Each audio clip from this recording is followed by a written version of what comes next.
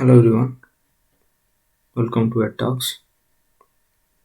आज वीडियो लंबा हवा ପାଇଁ ଯାଉଛି, so be with me, watch till the end. Otherwise you will be in huge trouble. Let's have a talk on the irregularities of common prospectus or the CPET exam. Let's start from the beginning. On 27th of November, they have published the statewide merit list first. Then after few days, they will decided to publish the individual college wise or university wise merit list. ସେଠି କ'ଣ publish କଲେ ନା college wise rank preference ଅନୁସାରେ publish କରିଦେଲେ, କିନ୍ତୁ fault ରହିଥିବାରୁ ତାର 2 ଘଣ୍ଟା ପରେ ହିଁ ସେ ମେରିଟ୍ ଲିଷ୍ଟକୁ ଡିଲିଟ୍ କଲେ ଆଉ କହିଲେ ଯେ ଆମେ 5 ତାରିଖ ଦିନ ଫ୍ରେଶ୍ ମେରିଟ୍ ଲିଷ୍ଟ ଗୋଟେ ପବ୍ଲିଶ କରିବୁ। ଆଉ ଯେଉଁଥିରେ ସେ ପବ୍ଲିଶ କଲେ 5 ତାରିଖ ଦିନ ସେଠି ର୍ୟାଙ୍କ ଆଉ ରହିଲା ନାହିଁ, କେବଳ ସିଲେକ୍ଟେଡ୍ ଆଉ ନଟ୍ ସିଲେକ୍ଟେଡ୍ ଏତିକି ହିଁ ରଖିଦେଲେ, ର୍ୟାଙ୍କ ରଖିଲେ ନାହିଁ। ମାନେ ଗୋଟେ ଷ୍ଟେଟ୍ ଲେଭେଲ୍ ଏଣ୍ଟ୍ରାନ୍ସ ଏକ୍ଜାମ୍ ହେଉଛି ଯାହାର ମେରିଟ୍ ଲିଷ୍ଟ 2 ପବ୍ଲିଶ ହେଲା ଟ୍ୱାଇସ୍। ଫାର୍ଷ୍ଟଟା ଭୁଲ ଥିଲା ବୋଲି କଟା ହେଲା, 2 ଘଣ୍ଟା ମଧ୍ୟରେ ଡିଲିଟ୍ କରିଦେଲେ। ସେକେଣ୍ଡଟା ଫ୍ରେଶ୍ ପବ୍ଲିଶ କଲେ ପୁଣି। ତ ଏ ଯେଉଁ ପ୍ରୋସ୍ପେକ୍ଟସ୍ ହିଁ ଫାଷ୍ଟରୁ ସେମାନେ ପବ୍ଲିଶ କରିଛନ୍ତି ଏଇଟା ଟୋଟାଲି ଇନକମ୍ପ୍ଲିଟ୍। କିଛି ଇନଫର୍ମେସନ୍ ନାହିଁ ଏଥିରେ, ଲାଇକ୍ କ୍ୟାରିୟର ମାର୍କ କେମିତି କ୍ୟାଲକୁଲେସନ୍ ହେବ।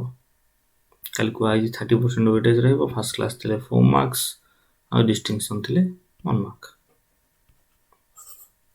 କିନ୍ତୁ କେମିତି କ୍ୟାଲକୁଲେସନ୍ ହେବ କାହାକୁ ଜଣା ନାହିଁ, ପ୍ରୋସିଜିଓର ମଧ୍ୟ ମେନ୍ସନ୍ ନାହିଁ। ହଁ, ଏଣ୍ଟ୍ରାନ୍ସର 70% କୁହାଯାଇଥିଲା, କିନ୍ତୁ ଯେଉଁଟାକି ଠିକ୍ ହେଇପାରିଲାନି। ଫାର୍ଷ୍ଟ ଫଲ୍ଟ ଥିଲା ମେରିଟ୍ ଲିଷ୍ଟ 2 ପବ୍ଲିଶ କରିଛନ୍ତି ଟ୍ୱାଇସ୍, ଯେଉଁଟାକି ଆକ୍ସେପ୍ଟେବଲ୍ ହିଁ ନୁହଁ। ଆଉ ସେକେଣ୍ଡ ଟାଇମ୍ ଯେଉଁ ପବ୍ଲିଶ କଲେ ସେଥିରେ ମେନ୍ ଫ୍ୟାକ୍ଟର ହେଉଛି ର୍ୟାଙ୍କ ମିସିଂ।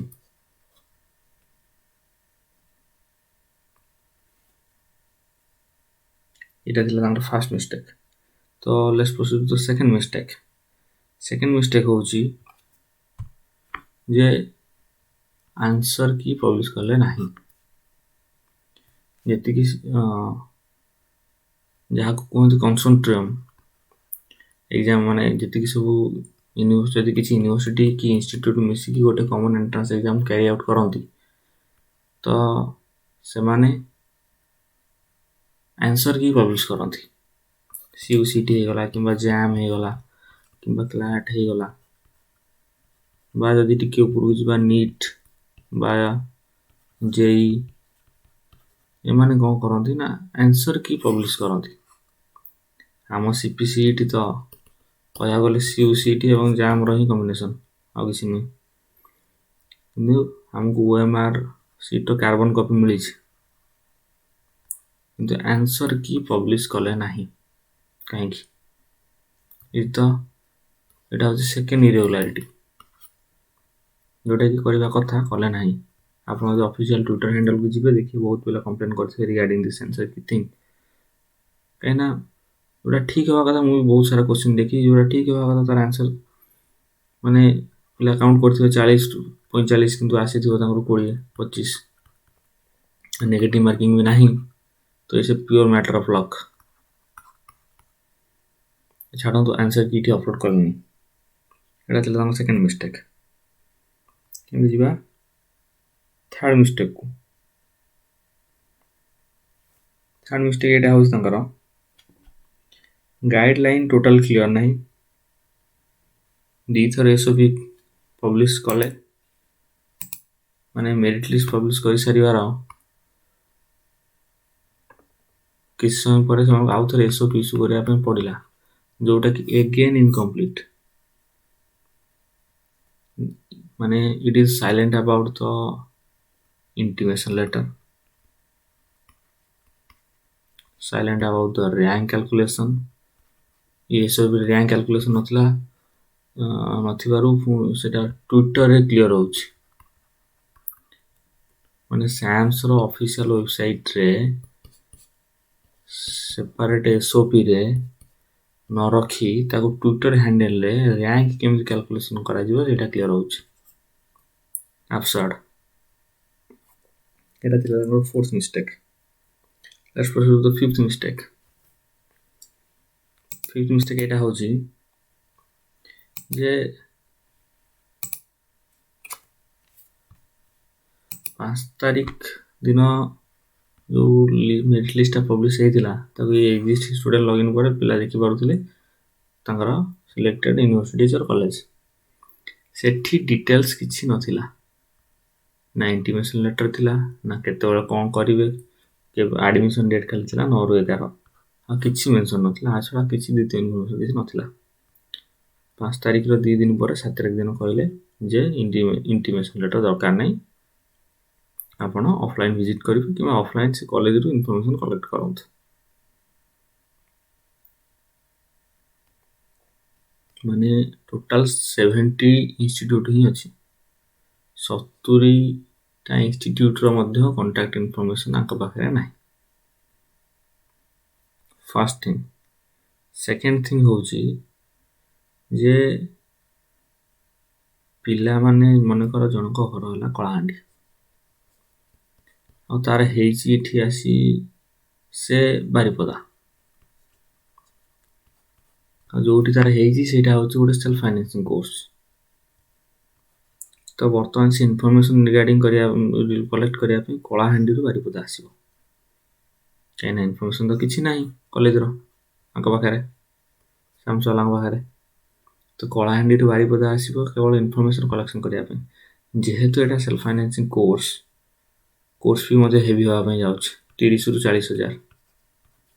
आ जेतले पिलाटी जदि भाबिथबे जे हां 20 हजार हम करि परिबी, इंटीमेशन लेटर इन्फॉर्मेशन नाही, कलाहांडी रो बारिपदा आसीबो, जानिया को पाइबो जे कोर्स भी होछ 35 हजार। 7 तारीख दिन पब्लिश कले ये एसओपी इंटीमेशन लेटर हबोनी, तो ये डेफिनेटली 8 तारीख दिन आसी बुझिला बेले तो देखिबो जे 35 हजार course fee it short span of time रे केमि से कोर्स फी कलेक्ट करियो, जुगाड़ तो हे परिबोनी। तो एटा होची फोर्थ मिस्टेक तांकर, सॉरी फिफ्थ। देखि दियो जे सब कॉलेज रे इन्फॉर्मेशन केमि नै, मु चेक करथली जे कटक रो गोटे कॉलेज मु चेक करथली मधुसूदन लॉ कॉलेज से, देखिए शैलबाला वुमेन्स कॉलेज रो अछि, मधुसूदन लॉ कॉलेज नाही। भुवनेश्वर जदि आम वर्तमान देखा कि खोर्धा भुवनेश्वर किसी इनफर्मेशन ना बाहर, मैंने भुवनेश्वर वाली जगह भी बाहर इनफर्मेशन ना मोटे 70 इंस्टीट्यूट तथा भी इनफर्मेशन ना, मैंने उद्देश्यहीन भ्रमण जहाँ कहते ये गोटे मेजर अफसर। तो एबे फेरिया हमर मेन पॉइंट जोटा कि होची मेन इरेगुलारिटी जहाँ कहबा आमे देखो ये गोटे पिलार होची लॉगिन पर एम देखा जिवो जे को कॉलेज रे सिलेक्टेड कोठी selected no, 1 number not selected, 9 number selected. Suppose 9 number college टा होची एक्स कॉलेज रे तार 9th प्रेफरेंस रे सिलेक्टेड हला, जोटा कि गोटे सेल्फ फाइनेंसिंग कोर्स और जहार कोर्स भी होची 35 हजार बुझियो। तो वर्तमान जदि एडमिशन चला 11 तारीख रे, तो ये जदि स्लाइड अप माने 3 नंबर पॉइंट अनुसार जो कॉलेज रे सिलेक्शन हेची से कॉलेज रे एडमिशन करिया पे बाध्य, नहेले सेकेंड राउंड किंबा थर्ड राउंड रू आउट हो जिवो, एडमिशन करिया बाध्य।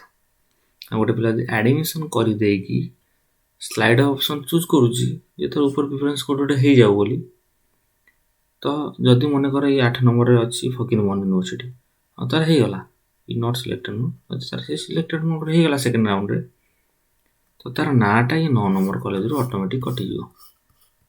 ଆଉ ସେ ବାଧ୍ୟ ଏଠୁ 9 ନମ୍ବରରୁ ଟିସି ନେବା ପାଇଁ। ଏଠି ଏଇଟା ସେଟା କ୍ଲିୟର କରିଛି, ଏଇ ନମ୍ବର ପଏଣ୍ଟରେ ଏଇଟା କ୍ଲିୟର କରିଛି ଯେ ଏଠୁ ଯେଉଁଠି ଯଦି ସ୍ଲାଇଡ୍ ଉପରେ ପୁରୁଣା କେଉଁ ଉପର କଲେଜରେ ହେଉଛି ତ ତଳ କଲେଜର ନାଁଟା କଟିଯିବ ପୁରା। ତ ଏଠି ସେ ବାଧ୍ୟ ନେବା ପାଇଁ ଆଡ଼ମିସନ୍। ତ ବର୍ତ୍ତମାନ ଏଠି କୋର୍ସ ବି ହେଉଛି 25,000।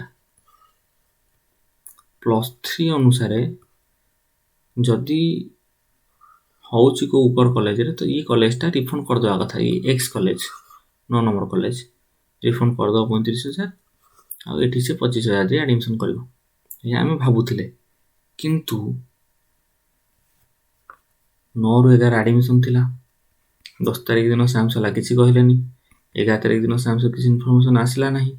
11 ତାରିଖ ଦିନ ଇଭିନିଂରେ ମାନେ ନୁନ୍ରେ ଇନଫର୍ମେସନ୍ ଏଇଟା ଆସୁଛି ଯେ ଯେହେତୁ ପେମେଣ୍ଟ ଆପଣ ଅଫଲାଇନ୍ କରୁଛନ୍ତି, ତ କଲେଜ ହାତରେ ହିଁ ରହୁଛି ଯେ ସେ ପେମେଣ୍ଟକୁ କ'ଣ କରିବେ, ଆଇଦର ରିଫଣ୍ଡ କରିବେ ନା ରଖିବେ।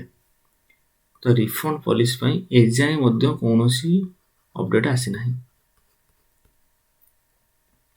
କଷ୍ଟମର କେୟାରକୁ ଫୋନ୍ କଲାବେଳେ ସେମାନେ ଖାଲି ଏତିକି କହିଲେ ଯେ ଯେହେତୁ ଏଇଟା ପିଓରଲି କଲେଜ ଉପରେ ଡିପେଣ୍ଡ କରୁଛି, ଆଉ 9 ନମ୍ବର କଲେଜରେ ଯାହାର ହେଇଥିଲା ସେ ପିଲାକୁ କୁହାଗଲା ଯେ ଯଦି ଆପଣ ଏଠୁ ଟିସି ନେଉଛନ୍ତି ତ 2 ବର୍ଷର କୋର୍ସ ଫି ଦେବେ, which is nearly equal to 70,000।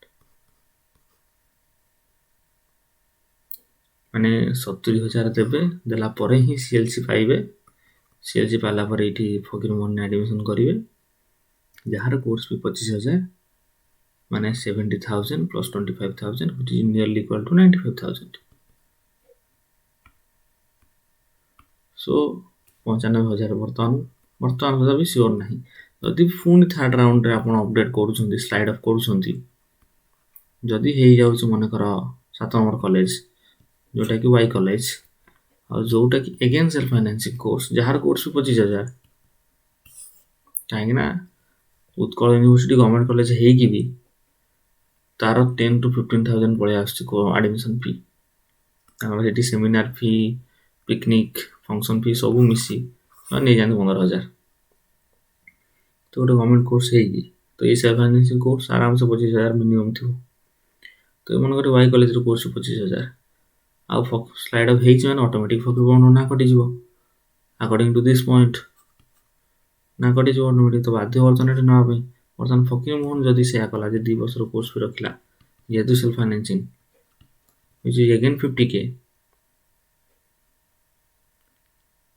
ତ ଏଠି ମଧ୍ୟ 50K ଦେଇକି ପୁଣି ଆଡ଼ମିସନ୍ କରିବେ ଯେ ଉପର କଲେଜରେ 25,000 ଦେଇକି। ତ ଟୋଟାଲ୍ ଏବେ ସୁଦ୍ଧା ତାର 70, 50, 25 ଲକ୍ଷ 45,000 ଖର୍ଚ୍ଚ ହେଇଗଲାଣି। ତ ସ୍ଲାଇଡ୍ ଅପ୍ର ମାନେ କ'ଣ ରହିଲା ଏଠି, ଆଉ ଯଦି ରିଫଣ୍ଡ ହେବ ନାହିଁ ତ, ଯେଉଁଟାକି ଏଯାଏଁ ସାମ୍ସ କ୍ଲିୟର କରେନି। ସେଇଥିପାଇଁ ଏ ପିଲାଟି ମଧ୍ୟ ଆଡ଼ମିସନ୍ ନେଲା ନାହିଁ। ସେଥିପାଇଁ ଦାୟୀ କିଏ ରହିବ? ପ୍ରସ୍ପେକ୍ଟସ୍ ଇସ୍ୟୁ ହେଉଛି, ରିଫଣ୍ଡ ଡିଟେଲ୍ ପ୍ରସ୍ପେକ୍ଟସ୍ କିଛି ନାହିଁ। ପେମେଣ୍ଟ କହୁଛନ୍ତି, ଯଦି ପେମେଣ୍ଟ ଯେହେତୁ ଅଫଲାଇନ୍ ମୋଡ଼ରେ ହେଉଛି ତ ପେମେଣ୍ଟ ପୁରା କଲେଜ ହାତରେ। ତ ମୋର ଆପଣମାନଙ୍କୁ ଏତିକି ଅନୁରୋଧ, ଆଡ଼ମିସନ୍ କଲା ଆଗରୁ କିମ୍ବା ସ୍ଲାଇଡ୍ ଅପ୍ କରିବା ଆଗରୁ ରିଫଣ୍ଡ ବାବଦରେ କନଫର୍ମ ହେଇଯାଆନ୍ତୁ। ଟିକେ କନଫର୍ମ ହେଇଯାଆନ୍ତୁ ରିଫଣ୍ଡ ବାବଦରେ, otherwise you will be in huge trouble. It will cost you a lot. You will regret. So be careful.